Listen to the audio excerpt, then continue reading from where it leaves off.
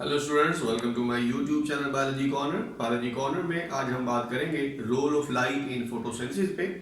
ये FSc part 1 chapter 11 bioenergetics का topic है। तो लाइट पे अगर हम बात करें सबसे पहले, तो लाइट क्या है? Light is actually a form of energy, और लाइट ही असल में मेन डिराइविंग फोर्स है। लाइट ही एनर्जी प्रोवाइड करती है टू डिराइव फोटोसिंथेसिस। और लाइट जो है, प्लांट्स तब तक इस लाइट को, सोलर एनर्जी को यूज नहीं कर सकते unless this energy is absorbed by the plant body. और लाइट को एब्जॉर्ब करने के लिए प्लांट्स के अंदर प्रेजेंट होते हैं फोटोसिंथेटिक पिगमेंट्स, जिनमें मेन फोटोसिंथेटिक पिगमेंट क्लोरोफिल, जो कि क्लोरोप्लास्ट के अंदर प्रेजेंट होते हैं। असल में एक पिगमेंट है क्या? पिगमेंट की अगर आप डेफिनेशन देखें तो pigment is actually an organic molecule that can absorb visible light. कोई भी ऑर्गेनिक कंपाउंड जो विजिबल लाइट को एब्जॉर्ब कर सके उसे हम क्या कहेंगे? पिगमेंट कहेंगे। लेकिन क्या तमाम पिगमेंट्स जो हैं उनकी लाइट एब्जॉर्बिंग कैपेबिलिटीज इक्वल होती हैं? No. Visible light ranges from 380 to 750 nanometres of wavelength, लेकिन तमाम पिगमेंट्स इन तमाम वेवलेंथ्स को एब्जॉर्ब नहीं कर पाते। एक पिगमेंट की लाइट एब्जॉर्बिंग एबिलिटीज जो हैं उनको हम डिस्क्राइब कर सकते हैं with the help of a graph. इस ग्राफ को हम कहते हैं एब्जॉर्प्शन स्पेक्ट्रम। एब्जॉर्प्शन स्पेक्ट्रम असल में क्या है? It is actually a graph showing light absorbing abilities of a pigment. जैसा कि आपके सामने एक absorption spectrum chlorophyll A molecule का दिखाया गया है। इस ग्राफ में देखें, आपको दो रीजन्स में एक्स एक्सिस को जरा तो जैसे देखें, आपको दो रीजन्स में पीक्स नजर आ रही हैं। एक रीजन 430 और नेक्स्ट पीक आपको नजर आएगी 670 नैनोमीटर्स पे। इसका मतलब क्या है? ये एब्जॉर्प्शन स्पेक्ट्रम है। इस ग्राफ का मतलब है कि chlorophyll A molecule maximum absorption show कर रहा है 430 नैनोमीटर्स की लाइट के लिए और देन 670 नैनोमीटर्स की लाइट के लिए। जबकि ये दरमियान में देखें 500 टू 600 नैनोमीटर्स का जो रीजन है दैट इज लीस्ट एब्जॉर्ब।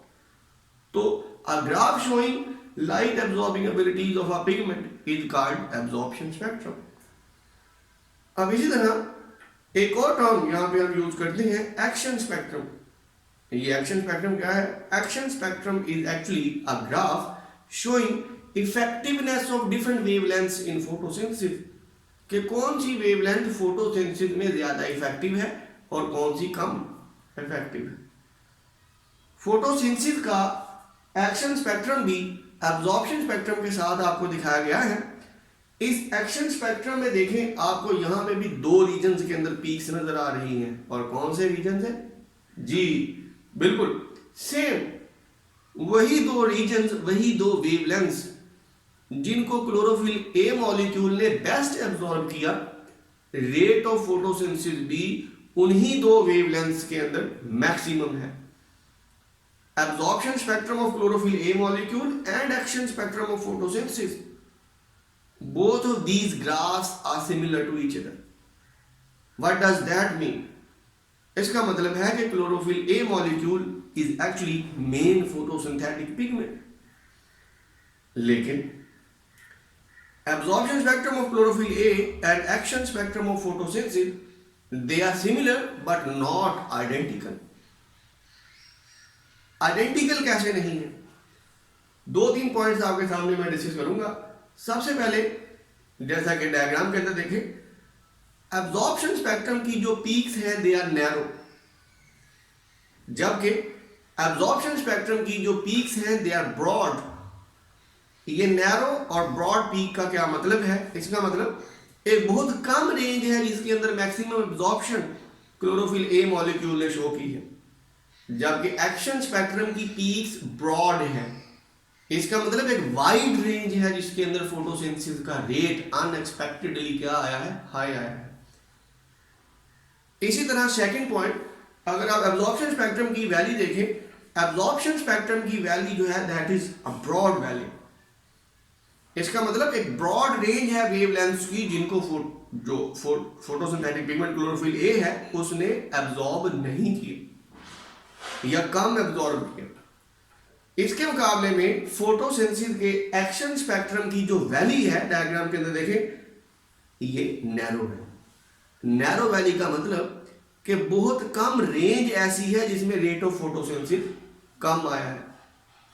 अब यहां से एक सवाल ध्यान में आएगा कि ये 500 to 600 वाला रीजन जिसको क्लोरोफिल ए मॉलिक्यूल ने एब्जॉर्ब नहीं किया, यहाँ पे ब्रॉड वैली एब्जॉर्प्शन स्पेक्ट्रम के अंदर आप देख रहे हैं, तो इस हिस्से में एक्शन स्पेक्ट्रम तो हमें बता रहा है कि फोटोसिंथेसिस हुई है। तो जिन वेवलेंथ्स को क्लोरोफिल ए मॉलिक्यूल ने एब्जॉर्ब नहीं किया, इन वेवलेंथ्स के अंदर फोटोसिंथेसिस कैसे हो सकती है। इसी तरह तीसरा पॉइंट भी कि एब्जॉर्प्शन स्पेक्ट्रम की जो वैली है ब्रॉड होने के साथ साथ डीप भी है।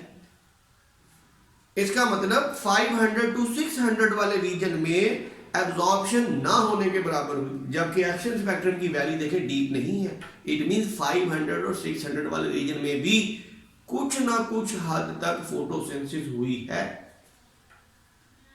जी।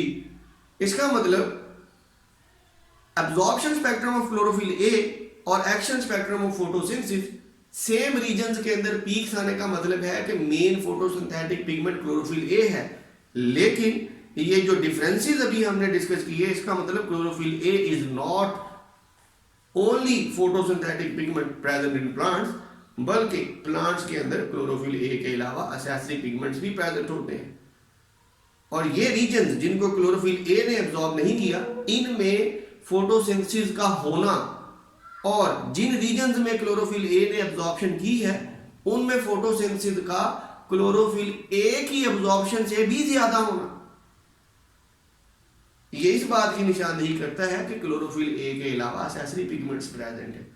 जैसा कि इस डायग्राम के अंदर देखें, इसमें क्लोरोफिल ए, क्लोरोफिल बी और carotenoids, chlorophyll B and carotenoids are actually accessory pigments, इन तीनों के एब्जॉर्प्शन स्पेक्ट्रम दिखाए गए हैं। तो इसमें देखिए जिन रीजन्स को क्लोरोफिल ए मॉलिक्यूल एब्जॉर्ब नहीं कर पा रहा, क्लोरोफिल बी इनको एब्जॉर्ब कर रहा है। क्लोरोफिल बी की आप देखें जो पीक है वो 470 नैनोमीटर की रेंज में आ रही है। इसी तरह 500 नैनोमीटर वाली रेंज को कैरोटीनॉइड्स एब्जॉर्ब कर रहे हैं। इट मींस एसेसरी पिगमेंट्स ने लाइट एब्जॉर्प्शन की जो रेंज है उसको क्या कर दिया, इंक्रीज कर दिया। तो इसका मतलब क्या हुआ कि light is the main driving force for photosynthesis, और लाइट को एब्जॉर्ब करते हैं कौन, फोटोसिंथेटिक पिगमेंट्स। अगले लेक्चर में हम बात करेंगे फोटोसिंथेसिस के रिएक्शंस पे। तो अगर आपने अभी तक हमारा चैनल सब्सक्राइब नहीं किया तो चैनल को सब्सक्राइब करें ताकि अगले लेक्चर के नोटिफिकेशंस आप तक पहुंच सके।